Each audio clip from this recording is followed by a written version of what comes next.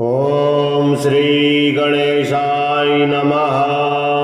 अथ श्री पंचमुखी हनुमत कवचं विनियोगः।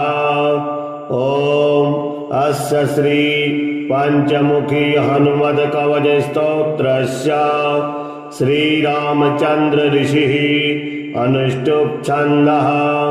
श्रीरामचंद्रो देवता सीता इति बीजं हनुमानिति शक्तिः। हनुमत्प्रीत्यर्थे श्रीरामचंद्र वरप्रसाद सिद्ध्यर्थे जपे विनियोगः। ॐ अंजनासुताय अंगुष्ठाभ्यां नमः। ॐ रुद्रमूर्तये तर्जनीभ्यां नमः। ॐ वायुपुत्राय मध्यमाभ्यां नमः। ॐ अग्निगर्भाय अनामिकाभ्यां नमः।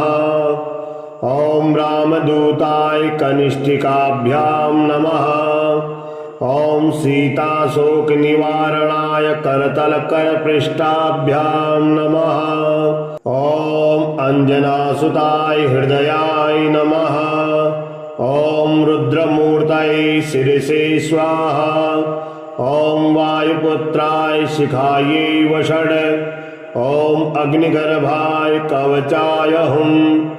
ॐ रामदूताय नेत्रत्रयाय वषड। ॐ पंचमुखी हनुमते अस्त्राय फट। ॐ पंचमुखी हनुमते स्वाहा इति दिग्बन्धः। ध्यानम् वन्दे वानरनारसिंहखगराट् क्रोडाश्ववक्त्रान्वितं दिव्यालङ्करणं त्रिपञ्चनयनं देदीप्यमानं रुचा। हस्ताब्जैरशिखेटपुस्तकसुधा कुम्भाकुशाद्रिं हलं।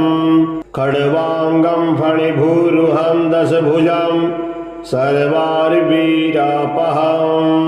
श्रीरामदूताय आञ्जनेयाय वायुपुत्राय महाबलाय सीताशोकनिवारणाय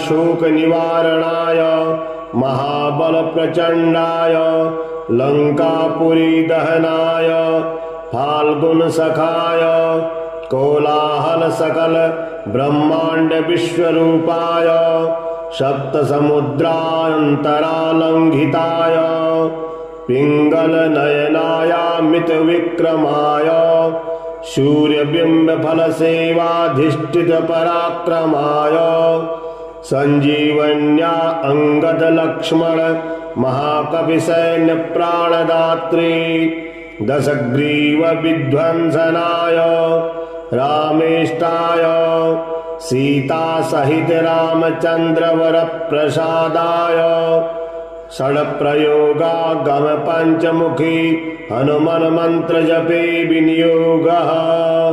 ॐ हरिमर्कटमर्कटाय स्वाहा। ॐ हरिमर्कटमर्कटाय वं वं वं वं वषट् स्वाहा। ॐ हरिमर्कटमर्कटाय फं फं फं फं फं फट् स्वाहा। ॐ हरिमर्कटमर्कटाय खं खं खं खं खं मारणाय स्वाहा। ॐ हरिमर्कटमर्कटाय ठं ठं ठं ठं ठं स्तम्भनाय स्वाहा। ॐ हरिमर्कटमर्कटाय डं डं डं डं डं डं आकर्षणाय सकलसम्पत्कराय पंचमुखी वीर हनुमते स्वाहा उच्चाटने। ॐ ढं ढं ढं ढं ढं ढं कूर्ममूर्तये पंचमुखी हनुमते परयन्त्रतन्त्रोच्चाटनाय स्वाहा। ॐ पूर्वकपिमुखाय पंचमुखी हनुमते ठं ठं ठं ठं ठं सकलशत्रुसंहरणाय स्वाहा। ॐ दक्षिणमुखाय पंचमुखी हनुमते करालवदनाय नरसिंहाय ह्रां ह्रां ह्रां ह्रां ह्रां सकलभूतप्रीतदमनाय स्वाहा। ॐ पश्चिममुखाय गरुडासनाय पंचमुखी वीर हनुमते मम मम मम मम मम मम सकल विषहराय स्वाहा। ओम उत्तरमुखे आदिवराहाय लं लं लं लं लं लं नृसिंहाय नीलकंठाय पंचमुखी हनुमते स्वाहा। ओम अंजनासुताय वायुपुत्राय महाबलाय रामेष्टफाल्गुनसखाय सीताशोकनिवारणाय लक्ष्मण प्राणरक्षकाय कविसैन्यप्रकाशाय दशग्रीवाभिमानदहनाय श्रीरामचन्द्रवरप्रसादकाय महावीर्याय प्रथम ब्रह्माण्डनायकाय पंचमुखी हनुमते भूतप्रेत पिशाच ब्रह्म राक्षस डाकनी शाकनी अंतरिक्ष गृह परयंत्र परतंत्र सर्वग्रहोच्चाटनाय सकल शत्रु संहरणाय पंचमुखी हनुमत्वर प्रसादाय सर्वरक्षकाय जम जम जम जम स्वाहा। पठित पीडन्तु कवचम महान्तं कवचं पठेत् एकवारं पठे नित्यं सर्वशत्रुनिवारणं द्विवारं तु पठे नित्यं पुत्रपौत्रप्रवर्धनं त्रिवारं पठते नित्यं सर्वसम्पत्करं परं चतुर्वारं पठे नित्यं सर्वमत्यवसंकरं पंचवारं पठे नित्यं सर्वरोगनिवारणं षड्वारं तु पठे नित्यं सर्वदेववशीकरं सप्तवारं पठे नित्यं सर्वकामार्थसिद्धिदम् अष्टवारं पठे नित्यं सर्वसौभाग्यदायकं नववारं पठे नित्यं सर्वेश्वरप्रदायकं दशवारं पठे नित्यं त्रैलोक्यज्ञानदर्शनम् एकादशं पठे नित्यं सर्वसिद्धिं लभेन्नरः कवचं स्मृतिमात्रेण महालक्ष्मी फलप्रदं तस्माच्च प्रयता भाव्यं कार्यं हनुमतः प्रियम्। ओम हं हनुमते नमः। श्रीरामदूताय आंजनेयाय वायुपुत्राय महाबलाय सीताशोकनिवारणाय महाबलप्रचण्डाय लंकापुरीदहनाय फाल्गुनसखाय कोलाहल सकल ब्रह्मांड विश्वरूपाय सप्तसमुद्रान्तरालंघिताय पिंगलनयनायामितविक्रमाय सूर्यबिंबफलसेवाधिष्ठितपराक्रमाय संजीवन्या अंगद-लक्ष्मण महाकविसैन्यप्राणदात्री दशग्रीवविध्वंसनाय रामेष्टाय सीतासहित रामचन्द्रवरप्रसादाय षड्प्रयोगागम पंचमुखी हनुमन्मन्त्रजपे विनियोगः। ओम हरिमर्कटमर्कटाय स्वाहा। ओम हरिमर्कटमर्कटाय वं वं वं वं वषट् स्वाहा। ओम हरिमर्कटमर्कटाय फं फं फं फं फं फट् स्वाहा। ओम हरिमर्कटमर्कटाय खं खं खं खं खं मारणाय स्वाहा। ओम हरिमर्कटमर्कटाय ठं ठं ठं ठं ठं स्तंभनाय स्वाहा। ओम हरिमर्कटमर्कटाय डम डम डम डम डम डम आकर्षणाय सकल संपत्कराय पंचमुखी वीर हनुमते स्वाहा उच्चाटने। ओम ढं ढं ढं ढं ढं ढं कूर्ममूर्तये पंचमुखी हनुमते परयन्त्रतन्त्रुच्चाटनाय स्वाहा। ॐ पूर्वकपिमुखाय पंचमुखी हनुमते ठं ठं ठं ठं ठं सकलशत्रुसंहरणाय स्वाहा। ॐ दक्षिणमुखाय पंचमुखी हनुमते करालवदनाय नरसिंहाय ह्रां ह्रां ह्रां ह्रां ह्रां सकलभूतप्रीतदमनाय स्वाहा। ॐ पश्चिममुखाय गरुडासनाय पंचमुखी वीर हनुमते मं मं मं मं मं मं सकलविषहराय स्वाहा।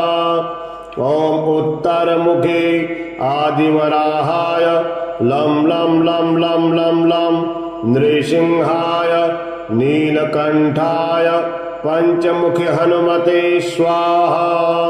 ॐ अंजनासुताय वायुपुत्राय महाबलाय रामेष्टफाल्गुनसखाय सीताशोकनिवारणाय लक्ष्मणप्राणरक्षकाय कविसैन्यप्रकाशाय दशग्रीवाभिमानदहनाय श्रीरामचन्द्रवरप्रसादकाय महावीर्याय प्रथमब्रह्माण्डनायकाय पंचमुखी हनुमते भूतप्रेतपिशाच ब्रह्मराक्षस डाकनी शाकनी अंतरिक्षगृह परयंत्र परतंत्र सर्वग्रहोच्चाटनाय सकलशत्रुसंहरणाय पंचमुखी हनुमत्वर प्रसादाय सर्वरक्षकाय जं जं जं जं स्वाहा। पठित्वेदान्तु कवचं महान्तं कवचं पठेत् एकवारं पठे नित्यं सर्वशत्रुनिवारणं द्विवारं तु पठे नित्यं पुत्रपौत्रप्रवर्धनं त्रिवारं पठते नित्यं सर्वसम्पत्करं परं चतुर्वारं पठे नित्यं सर्वमत्यवसंकरं पंचवारं पठे नित्यं सर्वरोगनिवारणं षड्वारं तु पठे नित्यं सर्वदेववशीकरं सप्तवारं पठे नित्यं सर्वकामार्थसिद्धिदम् अष्टवारं पठे नित्यं सर्वसौभाग्यदायकं नववारं पठे नित्यं सर्वेश्वरप्रदायकं दशवारं पठे नित्यं त्रैलोक्यज्ञानदर्शनम् एकादशं पठे नित्यं सर्वसिद्धिं लभेन्नरः कवचं स्मृतिमात्रेण महालक्ष्मीफलप्रदं तस्माच्च प्रयता भाव्यं कार्यं हनुमतः प्रियम्। ॐ हं हनुमते नमः।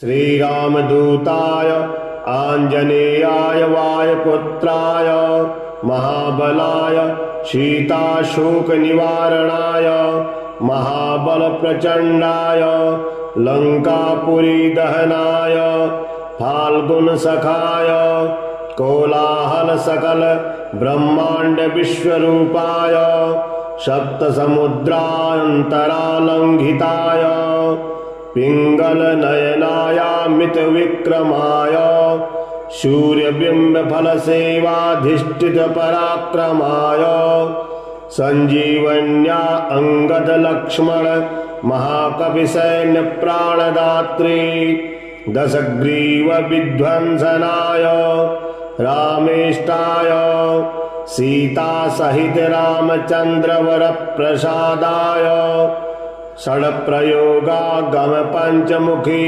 हनुमन्मन्त्रजपे विनियोगः। ॐ हरिमर्कटमर्कटाय स्वाहा। ॐ हरिमर्कटमर्कटाय वं वं वं वं वषट् स्वाहा। ॐ हरिमर्कटमर्कटाय फं फं फं फं फं फट् स्वाहा। ॐ हरिमर्कटमर्कटाय खं खं खं खं खं मारणाय स्वाहा। ॐ हरिमर्कटमर्कटाय ठं ठं ठं ठं ठं स्तंभनाय स्वाहा। ॐ हरिमर्कटमर्कटाय डं डं डं डं डं डं आकर्षणाय सकलसंपत्कराय पंचमुखी वीर हनुमते स्वाहा उच्चाटने। ॐ ढं ढं ढं ढं ढं ढं कूर्ममूर्तये पंचमुखी हनुमते परयंत्रतंत्रोच्चाटनाय स्वाहा। ॐ पूर्वकपिमुखाय पंचमुखी हनुमते ठं ठं ठं ठं ठं सकलशत्रुसंहरणाय स्वाहा। ॐ दक्षिणमुखाय पंचमुखी हनुमते करालवदनाय नरसिंहाय ह्रां ह्रां ह्रां ह्रां ह्रां सकलभूतप्रीतदमनाय स्वाहा। ॐ पश्चिममुखाय गरुडासनाय पंचमुखी वीर हनुमते मं मं मं मं मं मं सकलविषहराय स्वाहा। ॐ उत्तरमुखे आदिवराहाय लं लं लं लं लं लं नृसिंहाय नीलकंठाय पंचमुखी हनुमते स्वाहा। ॐ अंजनासुताय वायुपुत्राय महाबलाय रामेष्टफाल्गुनसखाय सीताशोकनिवारणाय लक्ष्मणप्राणरक्षकाय कविसैन्यप्रकाशाय दशग्रीवाभिमानदहनाय श्रीरामचन्द्रवरप्रसादकाय महावीर्याय प्रथमब्रह्माण्डनायकाय पंचमुखी हनुमते भूतप्रेतपिशाच ब्रह्मराक्षस डाकनी शाकनी अंतरिक्षगृह परयंत्र परतंत्र सर्वग्रहोच्चाटनाय सकलशत्रुसंहरणाय पंचमुखी हनुमत्वर प्रसादाय सर्वरक्षकाय जं जं जं जं स्वाहा। पठित्वेदान्तु कवचं महान्तं कवचं पठेत् एकवारं पठे नित्यं सर्वशत्रुनिवारणं द्विवारं तु पठे नित्यं पुत्रपौत्रप्रवर्धनं त्रिवारं पठते नित्यं सर्वसम्पत्करं परं चतुर्वारं पठे नित्यं सर्वमत्यवसंकरं पंचवारं पठे नित्यं सर्वरोगनिवारणं षड्वारं तु पठे नित्यं सर्वदेववशीकरं सप्तवारं पठे नित्यं सर्वकामार्थसिद्धिदम् अष्टवारं पठे नित्यं सर्वसौभाग्यदायकं नववारं पठे नित्यं सर्वेश्वरप्रदायकं दशवारं पठे नित्यं त्रैलोक्यज्ञानदर्शनम् एकादशं पठे नित्यं सर्वसिद्धिं लभेन्नरः कवचं स्मृतिमात्रेण महालक्ष्मी फलप्रदं तस्माच्च प्रयता भाव्यं कार्यं हनुमतः प्रियम्। ॐ हं हनुमते नमः। श्रीरामदूताय आञ्जनेयाय वायुपुत्राय महाबलाय सीताशोकनिवारणाय महाबलप्रचण्डाय लंकापुरीदहनाय फाल्गुनसखाय कोलाहलसकल ब्रह्मांड विश्वरूपाय सप्तसमुद्रान्तरालंघिताय पिंगलनयनायामितविक्रमाय सूर्यबिंबफलसेवाधिष्ठितपराक्रमाय संजीवन्या अंगदलक्ष्मण महाकपिसैन्यप्राणदात्री दशग्रीवविध्वंसनाय रामेष्टाय सीता सहित रामचंद्र वर प्रसादाय षड्प्रयोगागम पंचमुखी हनुमान मंत्र जपे विनियोगः। ओम हरिमर्कट मर्कटाय स्वाहा। ओम हरिमर्कट मर्कटाय वम वम वम वम वषट् स्वाहा। ओम हरिमर्कट मर्कटाय फम फम फम फम फम फट् स्वाहा। ओम हरिमर्कट मर्कटाय खम खम खम खम खम मारणाय स्वाहा। ओम हरिमर्कट मर्कटाय ठम ठम ठम ठम ठम स्तंभनाय स्वाहा। ओम हरिमर्कट मर्कटाय डम डम डम डम डम डम आकर्षणाय सकल संपत्कराय पंचमुखी वीर हनुमते स्वाहा उच्चाटने। ओम ढम ढम ढम ढम ढम ढम कूर्ममूर्तये पंचमुखी हनुमते परयंत्र तंत्रोच्चाटनाय स्वाहा। ओम पूर्वकपिमुखाय पंचमुखी हनुमते ठम ठम ठम ठम ठम सकल शत्रु संहरणाय स्वाहा।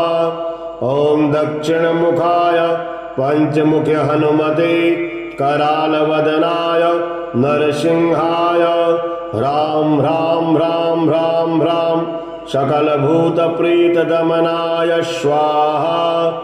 ओम पश्चिम मुखाय गरुडासनाय पंचमुखी वीर हनुमते मम मम मम मम मम मम सकल विषहराय स्वाहा। ओम उत्तर मुखे आदिवराहाय लं लं लं लं लं लं नृसिंहाय नीलकंठाय पंचमुखी हनुमते स्वाहा। ओम अंजनासुताय वायुपुत्राय महाबलाय रामेष्ट फाल्गुन सखाय सीताशोक निवारणाय लक्ष्मण प्राण रक्षकाय कविसैन्य प्रकाशाय दशग्रीवाभिमान दहनाय श्रीरामचंद्र वर प्रसादकाय महावीर्याय प्रथम ब्रह्मांड नायकाय पंचमुखी हनुमते भूत प्रेत पिशाच ब्रह्म राक्षस डाकनी शाकनी अंतरिक्ष गृह परयंत्र परतंत्र सर्वग्रहोच्चाटनाय सकल शत्रु संहरणाय पंचमुखी हनुमत्वर प्रसादाय सर्वरक्षकाय जम जम जम जम स्वाहा। पठित्वेदन्तु कवचम् महान्तं कवचं पठेत् एकवारं पठे नित्यं सर्वशत्रुनिवारणं द्विवारं तु पठे नित्यं पुत्रपौत्र प्रवर्धनं त्रिवारं पठते नित्यं सर्वसम्पत्करं परं चतुर्वारं पठे नित्यं सर्वमत्यवसंकरं पंचवारं पठे नित्यं सर्वरोगनिवारणं षड्वारं तु पठे नित्यं सर्वदेववशीकरं सप्तवारं पठे नित्यं सर्वकामार्थसिद्धिदम् अष्टवारं पठे नित्यं सर्वसौभाग्यदायकं नववारं पठे नित्यं सर्वेश्वरप्रदायकं दशवारं पठे नित्यं त्रैलोक्यज्ञानदर्शनम् एकादशं पठे नित्यं सर्वसिद्धिं लभेन्नरः कवचं स्मृतिमात्रेण महालक्ष्मी फलप्रदं तस्माच्च प्रयता भाव्यं कार्यं हनुमतः प्रियम्। ओम हं हनुमते नमः। श्रीरामदूताय आंजनेयाय वायुपुत्राय महाबलाय सीताशोकनिवारणाय महाबलप्रचण्डाय लंकापुरी दहनाय फाल्गुनसखाय कोलाहल सकल ब्रह्मांड विश्वरूपाय सप्तसमुद्रान्तरालंघिताय पिंगल नयनायामित विक्रमाय सूर्यबिंब फल सेवाधिष्ठित पराक्रमाय संजीवन्या अंगद लक्ष्मण महाकवि सैन्य प्राणदात्री दशग्रीव विध्वंसनाय रामेष्टाय सीता सहित रामचंद्र वर प्रसादाय षड्प्रयोगागम पंचमुखी हनुमन मंत्र जपे विनियोगः। ओम हरिमर्कट मर्कटाय स्वाहा। ओम हरिमर्कट मर्कटाय वम वम वम वम वषट स्वाहा। ओम हरिमर्कट मर्कटाय फम फम फम फम फम फट स्वाहा। ओम हरिमर्कट मर्कटाय खम खम खम खम खम मारणाय स्वाहा। ओम हरिमर्कट मर्कटाय ठम ठम ठम ठम ठम स्तंभनाय स्वाहा। ओम हरिमर्कट मर्कटाय डम डम डम डम डम डम आकर्षणाय सकल संपत्कराय पंचमुखी वीर हनुमते स्वाहा उच्चाटने। ओम ढम ढम ढम ढम ढम ढम कूर्ममूर्तये पंचमुखी हनुमते परयंत्र तंत्रोच्चाटनाय स्वाहा।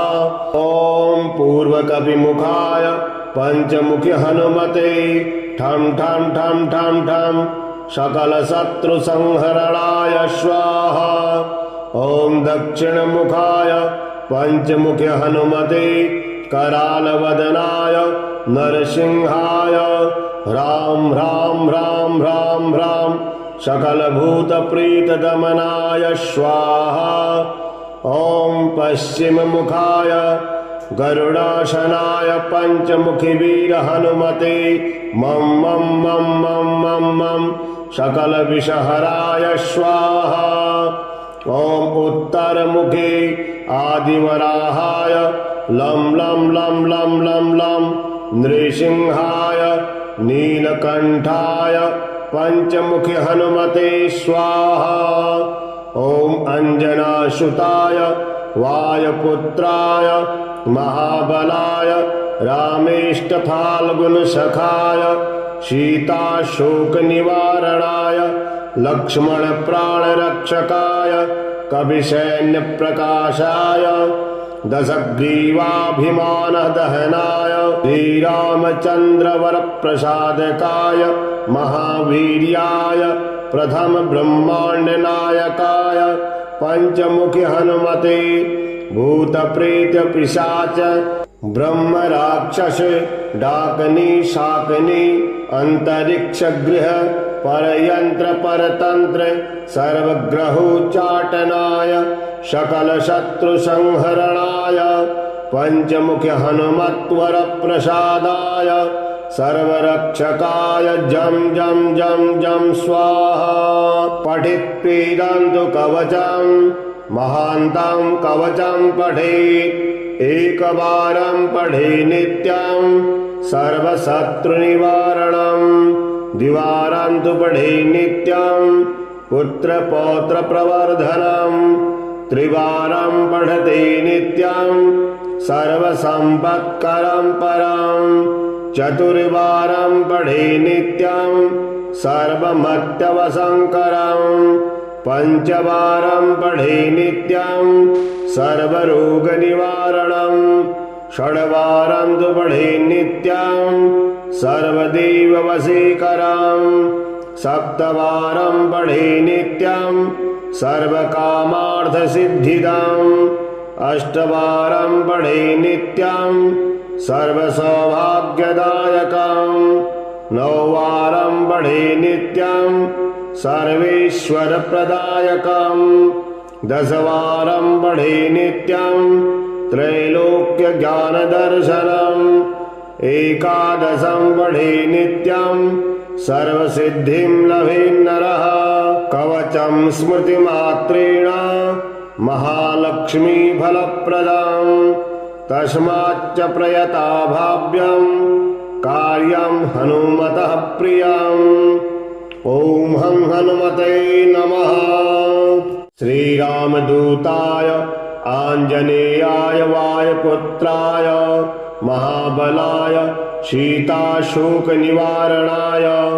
महाबलप्रचण्डाय लङ्कापुरीदहनाय फाल्गुनसखाय कोलाहलसकल ब्रह्माण्डविश्वरूपाय सप्तसमुद्रान्तरालङ्घिताय पिङ्गलनयनायामितविक्रमाय सूर्यबिम्बफलसेवाधिष्ठितपराक्रमाय सञ्जीवन्या अंगदलक्ष्मण महाकपिसैन्यप्राणदात्री दशग्रीवविध्वंसनाय रामेष्टाय सीतासहित रामचन्द्रवरप्रसादाय षड्प्रयोगागम पंचमुखी हनुमन मंत्र जपे विनियोगः। ओम हरिमर्कटमर्कटाय स्वाहा। ओम हरिमर्कटमर्कटाय वं वं वं वं वषट् स्वाहा। ओम हरिमर्कटमर्कटाय फं फं फं फं फं फट् स्वाहा। ओम हरिमर्कटमर्कटाय खं खं खं खं खं मारणाय स्वाहा। ओम हरिमर्कटमर्कटाय ठं ठं ठं ठं ठं स्तंभनाय स्वाहा। ओम हरिमर्कटमर्कटाय डम डम डम डम डम डम आकर्षणाय सकल संपत्कराय पंचमुखी वीर हनुमते स्वाहा उच्चाटने। ओम ढं ढं ढं ढं ढं ढं कूर्ममूर्तये पंचमुखी हनुमते परयंत्रतंत्रोच्चाटनाय स्वाहा। ओम पूर्वकपिमुखाय पंचमुखी हनुमते ठं ठं ठं ठं ठं सकल शत्रु संहरणाय स्वाहा।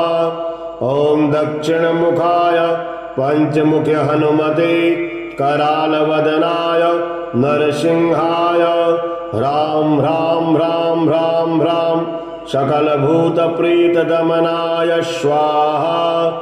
ओम पश्चिममुखाय गरुडासनाय पंचमुखी वीर हनुमते मं मं मं मं मं मं सकलविषहराय स्वाहा। ओम उत्तरमुखे आदिवराहाय लं लं लं लं लं लं नृसिंहाय नीलकंठाय पंचमुखी हनुमते स्वाहा। ओम अंजनासुताय वायुपुत्राय महाबलाय रामेष्टफाल्गुनसखाय सीताशोकनिवारणाय लक्ष्मणप्राणरक्षकाय कविसैन्यप्रकाशाय दशग्रीवाभिमानदहनाय श्रीरामचन्द्रवरप्रसादकाय महावीर्याय प्रथम ब्रह्माण्डनायकाय पंचमुखी हनुमते भूतप्रेत पिशाच ब्रह्म राक्षस डाकनी शाकनी अंतरिक्ष गृह परयंत्र परतंत्र सर्वग्रहोच्चाटनाय सकल शत्रु संहरणाय पंचमुखी हनुमत्वर प्रसादाय सर्वरक्षकाय जम जम जम जम स्वाहा। पठित्वेदन्तु कवचं महान्तं कवचं पठेत् एकवारं पठे नित्यं सर्वशत्रुनिवारणं द्विवारं तु पठे नित्यं पुत्रपौत्रप्रवर्धनं त्रिवारं पठते नित्यं सर्वसम्पत्करं परं चतुर्वारं पठे नित्यं सर्वमत्यवसंकरं पंचवारं पठे नित्यं सर्वरोगनिवारणं षड्वारं तु पठे नित्यं सर्वदेववशीकरं सप्तवारं पठे नित्यं सर्वकामार्थसिद्धिदाम् अष्टवारं पठे नित्यं सर्वसौभाग्यदायकम् नववारं पठे नित्यं सर्वेश्वरप्रदायकम् दशवारं पठे नित्यं त्रैलोक्यज्ञानदर्शनम् एकादशं पठे नित्यं सर्वसिद्धिं लभेन्नरः कवचं स्मृतिमात्रेण महालक्ष्मीफलप्रदम् तस्माच्च प्रयता भाव्यं कार्यं हनुमतः प्रियम् ॐ हं हनुमते नमः। श्रीरामदूताय आञ्जनेयाय वायुपुत्राय महाबलाय सीताशोकनिवारणाय महाबलप्रचण्डाय लङ्कापुरीदहनाय फाल्गुनसखाय कोलाहलसकल ब्रह्माण्डविश्वरूपाय सप्तसमुद्रान्तरालङ्घिताय पिङ्गलनयनायामितविक्रमाय सूर्यबिम्बफलसेवाधिष्ठितपराक्रमाय सञ्जीवन्या अंगदलक्ष्मण महाकविसैन्यप्राणदात्री दशग्रीवविध्वंसनाय रामेष्टाय सीतासहित रामचन्द्रवरप्रसादाय षड्प्रयोगागम पञ्चमुखी हनुमन्मन्त्रजपे विनियोगः। ॐ हरिमर्कटमर्कटाय स्वाहा ॐ हरिमर्कटमर्कटाय वं वं वं वं वषट् स्वाहा ॐ हरिमर्कटमर्कटाय फं फं फं फं फं फट् स्वाहा ॐ हरिमर्कटमर्कटाय खं खं खं खं खं मारणाय स्वाहा ॐ हरिमर्कटमर्कटाय ठं ठं ठं ठं ठं स्तम्भनाय स्वाहा ॐ हरिमर्कटमर्कटाय डं डं डं डं डं डं आकर्षणाय सकलसम्पत्कराय पंचमुखी वीर हनुमते स्वाहा उच्चाटने ॐ ढं ढं ढं ढं ढं ढं कूर्ममूर्तये पंचमुखी हनुमते परयन्त्रतन्त्रोच्चाटनाय स्वाहा ॐ पूर्वकपिमुखाय पंचमुखी हनुमते ठं ठं ठं ठं ठं सकलशत्रुसंहरणाय स्वाहा ॐ दक्षिणमुखाय पंचमुखी हनुमते करालवदनाय नरसिंहाय ह्रां ह्रां ह्रां ह्रां ह्रां सकलभूतप्रीतदमनाय स्वाहा ॐ पश्चिममुखाय गरुडासनाय पंचमुखी वीर हनुमते मं मं मं मं मं मं सकलविषहराय स्वाहा ॐ उत्तरमुखे आदिवराहाय लं लं लं लं लं लं नृसिंहाय नीलकण्ठाय पंचमुखी हनुमते स्वाहा ॐ अंजनासुताय वायुपुत्राय महाबलाय रामेष्टफाल्गुनसखाय सीताशोकनिवारणाय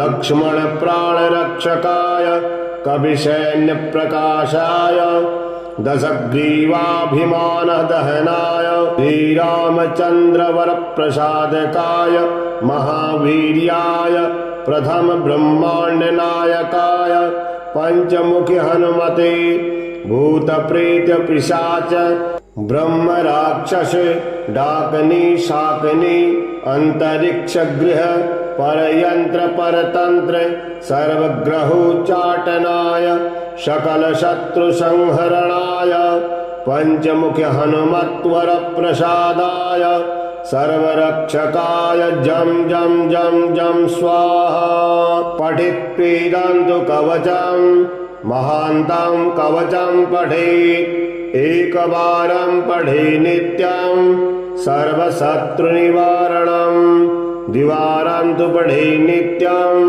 पुत्रपौत्रप्रवर्धनम् त्रिवारं पठते नित्यं सर्वसम्पत्करं परं चतुर्वारं पठे नित्यं सर्वमत्यवसंकरं पंचवारं पठे नित्यं सर्वरोगनिवारणं षड्वारं तु पठे नित्यं सर्वदेववशीकरं सप्तवारं पठे नित्यं सर्वकामार्थसिद्धिदम् अष्टवारं पठे नित्यं सर्वसौभाग्यदायकं नववारं पठे नित्यं सर्वेश्वरप्रदायकं दशवारं पठे नित्यं त्रैलोक्यज्ञानदर्शनम् एकादशं पठे नित्यं सर्वसिद्धिं लभेन्नरः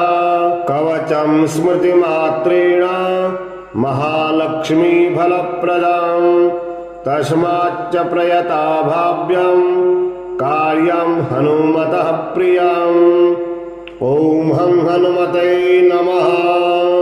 श्रीरामदूताय आंजनेयाय वायुपुत्राय महाबलाय सीताशोकनिवारणाय महाबलप्रचण्डाय लंकापुरी दहनाय फाल्गुनसखाय कोलाहल सकल ब्रह्मांड विश्वरूपाय सप्तसमुद्रान्तरालंघिताय पिंगलनयनायामितविक्रमाय सूर्यबिंबफलसेवाधिष्ठितपराक्रमाय संजीवन्या अंगद महाकविसैन्यप्राणदात्री दशग्रीवविध्वंसनाय रामेष्टाय सीतासहित रामचन्द्रवरप्रसादाय षड्प्रयोगागम पंचमुखी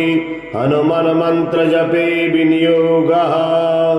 ओम हरिमर्कटमर्कटाय स्वाहा ओम हरिमर्कटमर्कटाय वं वं वं वं वषट् स्वाहा ओम हरिमर्कटमर्कटाय फं फं फं फं फं फट् स्वाहा ओम हरिमर्कटमर्कटाय खं खं खं खं खं मारणाय स्वाहा ओम हरिमर्कटमर्कटाय ठं ठं ठं ठं ठं स्तंभनाय स्वाहा ओम हरिमर्कटमर्कटाय डम डम डम डम डम डम आकर्षणाय सकल संपत्कराय पंचमुखी वीर हनुमते स्वाहा उच्चाटने ओम ढं ढं ढं ढं ढं ढं कूर्ममूर्तये पंचमुखी हनुमते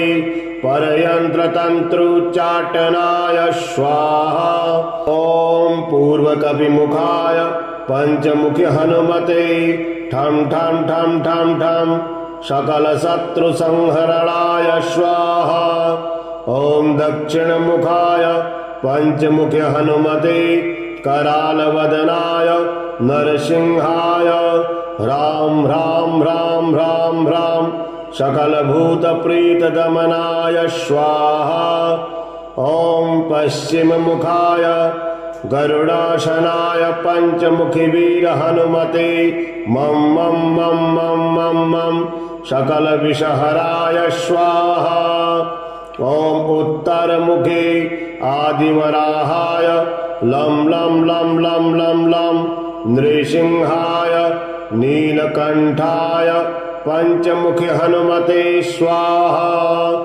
ओम अंजनासुताय वायुपुत्राय महाबलाय रामेष्टफाल्गुनसखाय सीताशोकनिवारणाय लक्ष्मणप्राणरक्षकाय कविसैन्यप्रकाशाय दशग्रीवाभिमानदहनाय श्रीरामचन्द्रवरप्रसादकाय महावीर्याय प्रथम ब्रह्माण्डनायकाय पंचमुखी हनुमते भूतप्रेत पिशाच ब्रह्म राक्षस डाकनी शाकनी अंतरिक्ष गृह परयंत्र परतंत्र सर्वग्रहोच्चाटनाय सकल शत्रु संहरणाय पंचमुख हनुमत्वर प्रसादाय सर्वरक्षकाय जम जम जम जम स्वाहा। पठित पीडन्तु कवचम महान्तं कवचम पठेत् एकवारं पठे नित्यं सर्वशत्रुनिवारणं द्विवारं तु पठे नित्यं पुत्रपौत्र प्रवर्धनं त्रिवारं पठते नित्यं सर्वसम्पत्करं परं चतुर्वारं पठे नित्यं सर्वमत्यवसंकरं पंचवारं पठे नित्यं सर्वरोगनिवारणं षड्वारं तु पठे नित्यं सर्वदेववशीकरं सप्तवारं पठे नित्यं सर्वकामार्थसिद्धिदम् अष्टवारं पठे नित्यं सर्वसौभाग्यदायकं नववारं पठे नित्यं सर्वेश्वरप्रदायकं दशवारं पठे नित्यं त्रैलोक्यज्ञानदर्शनम् एकादशं पठे नित्यं सर्वसिद्धिं लभेन्नरः कवचं स्मृतिमात्रेण महालक्ष्मी फलप्रदं तस्माच्च प्रयता भाव्यं कार्यं हनुमतः प्रियम्। ॐ हं हनुमते नमः।